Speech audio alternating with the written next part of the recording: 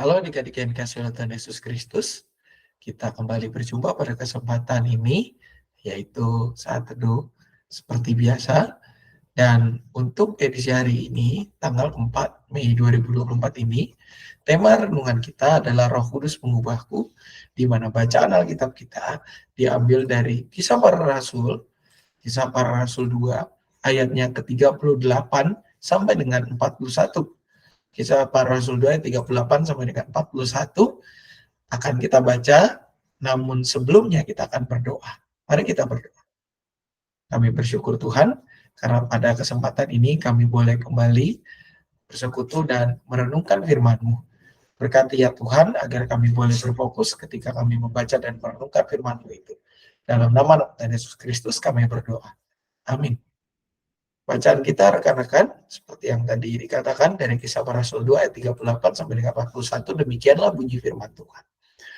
Jawab Petrus kepada mereka, bertobatlah dan hendaklah kamu masing-masing memberi dirimu dibaptis dalam nama Yesus Kristus untuk pengampunan dosamu. Maka kamu akan menerima Roh Kudus. Sebab bagi kamulah janji itu dan bagi anak-anakmu dan bagi orang yang masih jauh, yaitu sebanyak yang akan dipanggil oleh Tuhan Allah kita. Dan dengan banyak perkataan lain, ia memberi suatu kesaksian yang sungguh-sungguh, dan ia mengecam dan menasihati mereka, katanya, berilah dirimu diselamatkan dari angkatan yang jahat ini.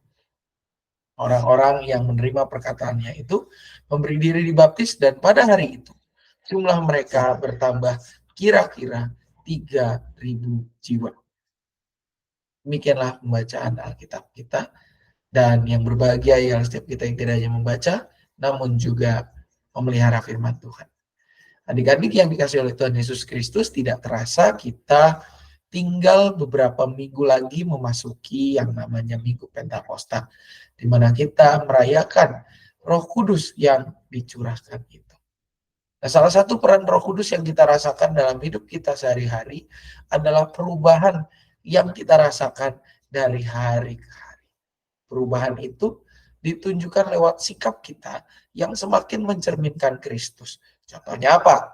Kalau kita yang tadinya pelit menjadi orang-orang yang mau berbagi dengan sesama.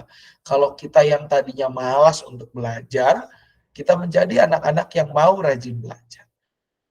Nah, untuk sampai ke tahap itu, adik-adik semua memang tidak mudah. Bukan berarti tidak mudah itu kita tidak bisa. Tetapi kita bisa untuk menjadi pribadi yang lebih baik. Dalam bagian yang tadi kita baca, kita lihat ada tokoh yang bernama Petrus, di mana Petrus itu adalah sosok yang tadinya menyangkal Tuhan Yesus karena dia takut. Namun pasca pencurahan Roh Kudus kepada para murid, hidupnya berubah. Ia tidak lagi takut untuk menceritakan tentang Tuhan Yesus, bahkan berani menghadapi resiko yang menantinya.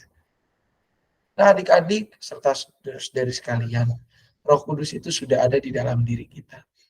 Maka sudah menjadi tugas kita untuk menjadi anak-anak yang hidup di dalam Roh itu. Hidup di dalam perubahan diri.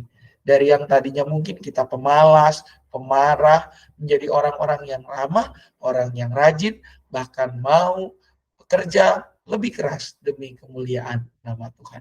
Menjadi pribadi yang makin taat kepadanya. Mari kita berdoa.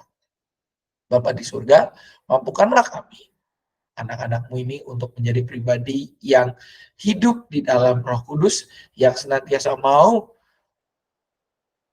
berjalan dan mau menjadi pribadi yang lebih baik dari hari ke hari. Dalam nama Tuhan Yesus Kristus kami berdoa. Amin.